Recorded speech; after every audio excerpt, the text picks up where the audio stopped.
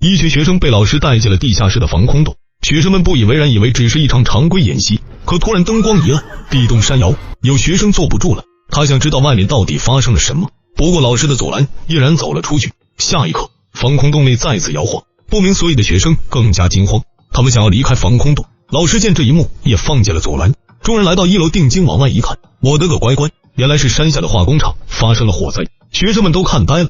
突然燃烧的化工厂再次发生了爆炸，恐怖的威力让附近的小镇化为灰烬。不等反应，爆炸再次袭来，随后所有的通讯线路已然瘫痪。部分学生担心家人难危，走出了学校，殊不知这一行为将造成可怕的后果。不久，一股铺天盖地的黄色浓雾朝着学校缓缓靠近。老师见状，第一时间疏散了徘徊在门口的学生，随后吩咐大壮去教室查看电视上的新闻，让浓眉去技术室想办法连上网络。剩下的众人分散开，寻找手机讯号，向外界求救。此时浓雾已经彻底包围了